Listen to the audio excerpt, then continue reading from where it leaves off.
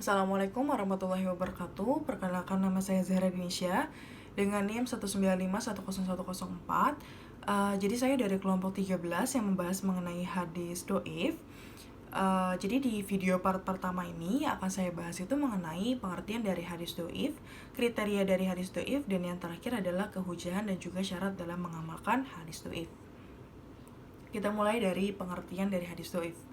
Jadi kata doif itu sendiri artinya adalah lemah.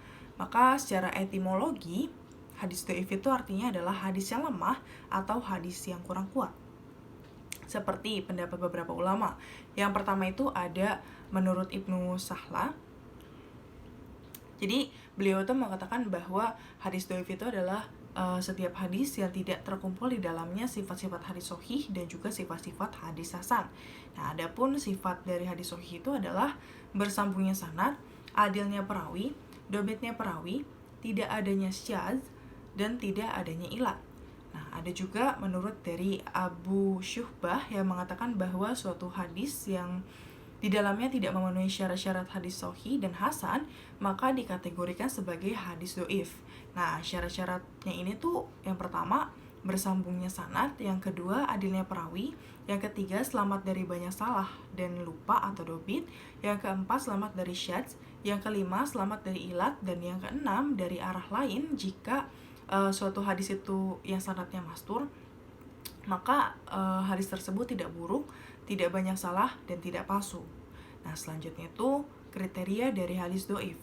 Nah, jadi kriteria dari hadis doif itu adalah apabila hadis tersebut ada salah satu syarat dari hadis sahih dan juga hadis hasan yang tidak terdapat padanya. Seperti yang pertama itu sanadnya tidak bersambung, yang kedua kurang adilnya perawi, yang ketiga dobitnya perawi, yang keempat ada syadz atau masih menyelisih dengan hadis yang diriwayatkan oleh orang yang lebih thiqah dibandingkan dengan dirinya. Yang kelima ada ilat atau penyebab samar dan tersembunyi yang menyebabkan tercemarnya suatu hadis sahih meski secara zahir terlihat bebas dari cacat. Nah, jadi dengan demikian hadis doif itu bukan hanya tidak memenuhi syarat dari suatu hadis sahih, tetapi juga tidak memenuhi persyaratan dari hadis hasan. Nah, selanjutnya itu yang akan saya bahas adalah mengenai kehujahan dan juga syarat-syarat dalam mengamalkan hadis doif ini. Jadi kehujahan hadis doif itu ada 3 pendapat. Pendapat yang pertama itu ada pendapat para ahli hadis besar seperti Imam Bukhari dan juga Imam Muslim yang berpendapat bahwa hadis doif itu tidak bisa diamalkan secara mutlak, baik dalam masalah fadla'il, al-a'mal, ahkam, al-i'tibar maupun masalah mawa'iz. Perkara-perkara agama tidak dapat didasarkan kecuali pada Al-Quran dan Sunnah Rasulullah SAW yang sahih. Dikarenakan hadis doif itu bukan merupakan hadis yang sahih, maka dengan pengambilan hadis doif dalam masalah agama berarti akan menambah masalah-masalah syariat yang tidak diketahui dasar ilmunya.